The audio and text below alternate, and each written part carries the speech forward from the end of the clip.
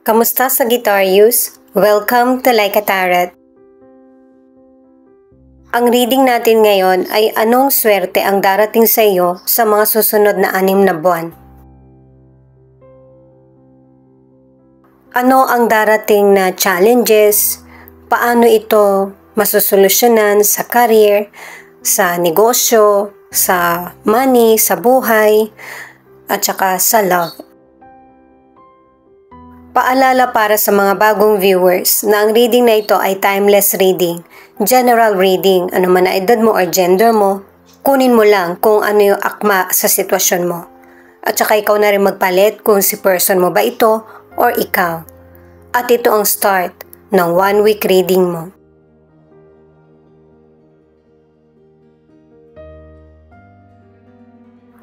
Ten of Cups, Queen of Swords, the Hierophant.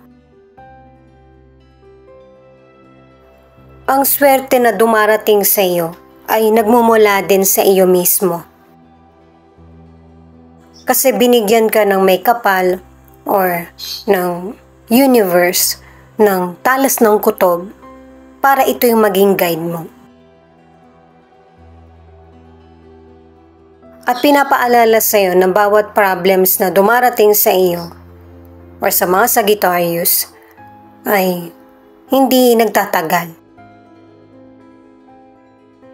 Nasusolusyonan mo din or biglaan na lang na nagkakaroon ng solusyon. At saka magaling din yung pamamaraan mo ng pakikipag-usap or pagharap sa problem. At may ilang Sagittarius na humihingi ka ng guidance mula sa may kapal, kaya mas lalo kang nagkakaroon ng lakas ng loob or power. Sa career or negosyo, nagkakaroon ng celebration. Pwedeng aktual na celebration or yung pakiramdam.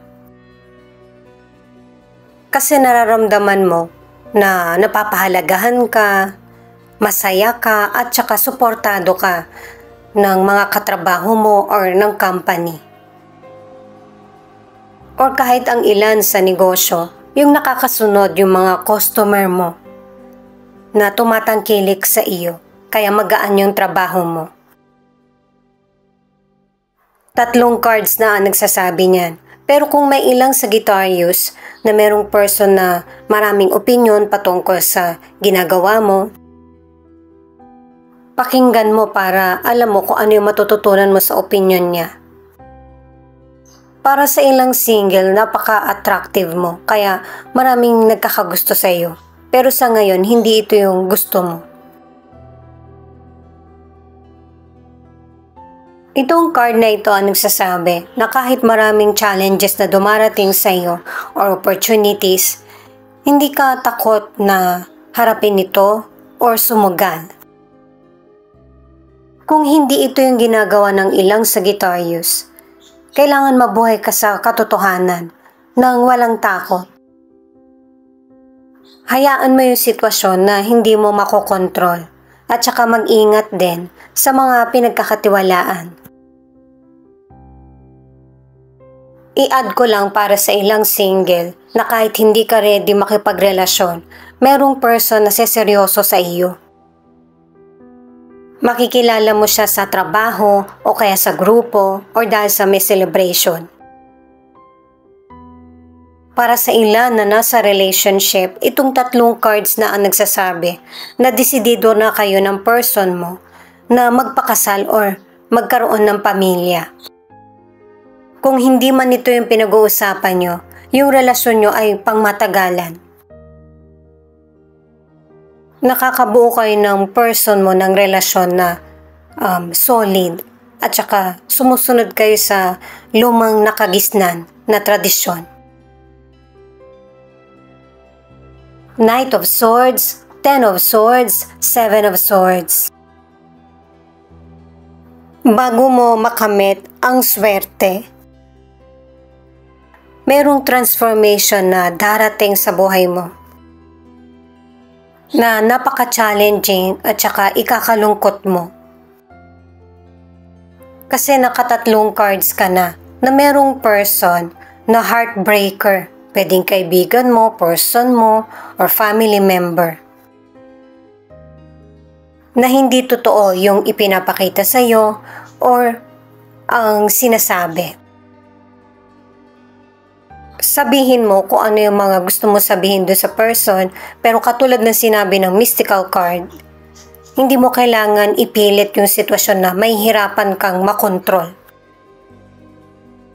Ano man ang gender ng person, hindi rin siya papatalo sa mali na ginagawa niyang tama. Pero base sa mga naunang cards, kinukutuban ka na rin na hindi dapat pagkatiwalaan yung person. Para sa financial, 3 cards na yung nagsasabi na mag-ingat sa person na pinagkakatiwalaan mo sa money. Kasi yung financial, patuloy na maganda ang dating sa iyo. Tuloy-tuloy yung daloy ng karir mo o kaya ng negosyo, kaya yung kita ay lumalaki o kaya may mga unexpected na dumarating na financial sa iyo. Offer or opportunities. Yung sarili mo lang ang makakaya mong kontrolin, pero hindi yung mga taong naninlinlang sa iyo. Kaya mag-ingat pagdating sa financial matters. Para sa ilang single, kahit napaka-charming nung potential person, kilalanin mo siyang maigi.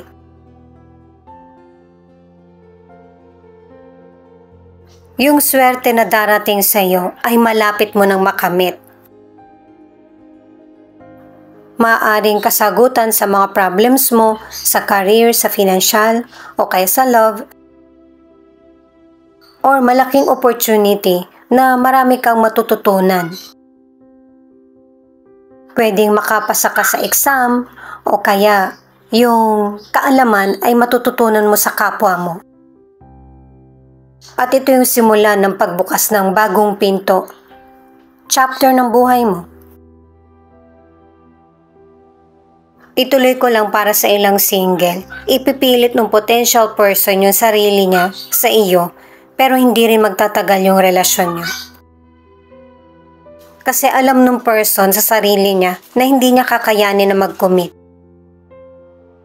Magkaroon man siya ng bagong love interest, ganun din. Para sa ilan na nasa relationship, ang bilis ng pagbabago ng relasyon niyo. Kasi nalaman mo na yung person mo ay hindi tapat sa iyo, kaya nawala din yung interest mo or tiwala. At kahit gaano man ito kasakit, may ilan sa inyo na desidido ka na tapusin itong unhealthy na relasyon. The Death, Page of Wands, The Emperor. Itong mga cards na ito ay pinapakita na marami ng changes or transformation na nagaganap sa buhay mo. Na maaaring may ilang Sagittarius na magpalit ka ng trabaho o kaya ng negosyo, yung para sa mas malaki na oportunidad ang pipiliin mo. Ang ilang Sagittarius ang kapayapaan, happiness at kalayaan ang gusto mong makamit. At saka magkakaroon ulit ng bagong simula at saka mas lalo kang magiging inspired. At saka mas lalawak pa yung kaalaman mo at mag-iiba na yung ipapriority mo. Kasi naibigay mo na yung best mo sa love, naibahagi mo na sa kapwa mo. Itong panahon naman na ito, ang gusto mong bigyan ng prioridad ay yung security ng buhay mo. Mature ka na sa panahon na ito at yung mga stable na sitwasyon ang pipiliin mo, trabaho, career, or negosyo. Ang ilan sa kalusugan, dahil sa marami kang hardship na dinanas, mas pinapangalagaan mo yung sarili mo, lalo na yung health mo. Para sa ilang Sagittarius, kailangan ng limitasyon or diet. Kailangan ng walking, running, o kaya yung meron kang sports na sasalihan or gagawin. Kasi may ilang Sagittarius na masyado ka nang na-focus sa trabaho mo. Kailangan may ibang routine ka naman na gagawin, alang-alang sa kalusugan mo. Para sa ilang single, sikapin mo na maalis na sa isip mo yung naging panandalian na relasyon. Kasi meron kang makikilalang person na kapareho mo ng plano sa buhay at gusto. At naramdaman ng potential person na nung dumating ka sa buhay niya, nagkaroon ng kahulugan at saya ang buhay niya.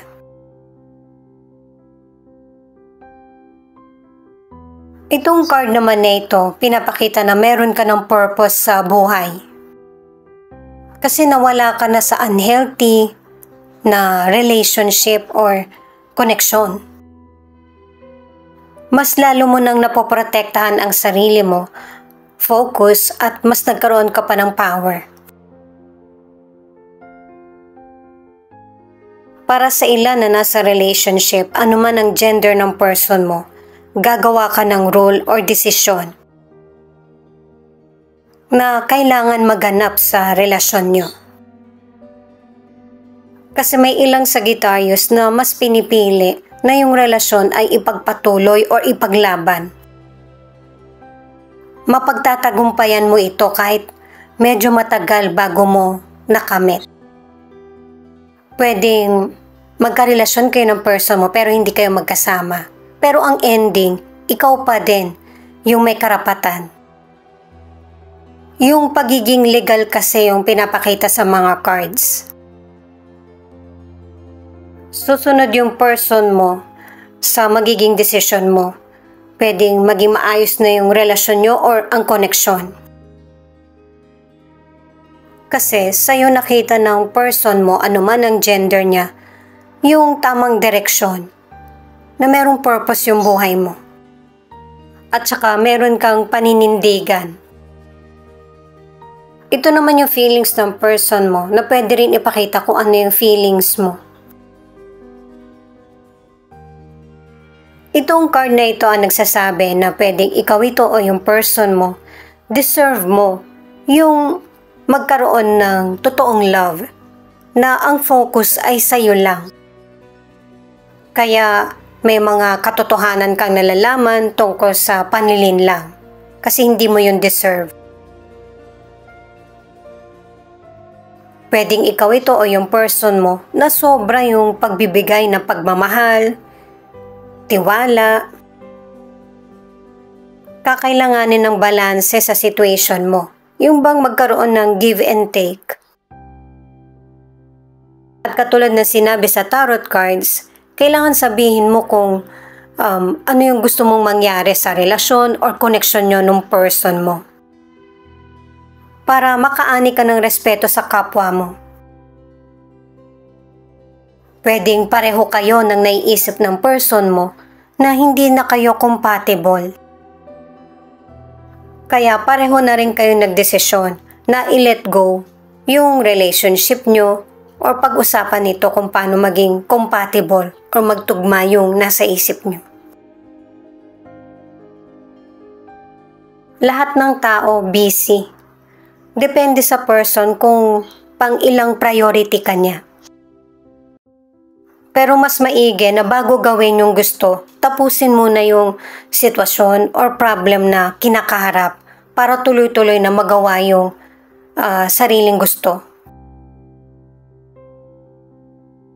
Maybe ikaw ito o yung person mo na tingin mo nakatadhana na mabuhay ka mag-isa, na hindi naman ito yung totoo. Sa love kasi kahit karelasyon mo na, kailangan pa rin ng pakikisama na parang kaibigan mo yung karelasyon mo. At kapag may karelasyon na, hindi pwedeng ikaw lang yung nagdedesisyon. Kailangan dalawa kayo mag-iisip kung ano yung problema or kakulangan. At saka isa na sa inyo ng person mo yung pinakita na to sa tarot cards na wala ng tiwala. Kumbaga yung cheating or betrayal naging trauma para sa ilang Sagittarius, pwedeng sa iyo or sa person mo. At katulad ng sinabi ng mystical cards, ikaw lang yung makakapag-control sa sarili mo, hindi yung kapwa mo. At may person na sobrang nag-iisip kung ano ba talaga yung gusto niya sa buhay. Hindi kailangan paghintayin yung taong totoong nagmamahal sa iyo. Mas maigi na isipin kung ano yung nangyayari sa ngayon at kalimutan na kung ano yung nangyaring pagkakamali sa nakaraan, person man ito or ikaw. Mahirap itong gawin pero ito lang yung way na para makasurvive ka sa trials or challenges na dumarating sa buhay mo, patungkol man sa career, sa negosyo, money, or love. Kaya wag na magtaka yung ilang Sagittarius kung bakit may mga changes na nagaganap. Kasi ito yung kailangan sa buhay mo para makamove forward ka.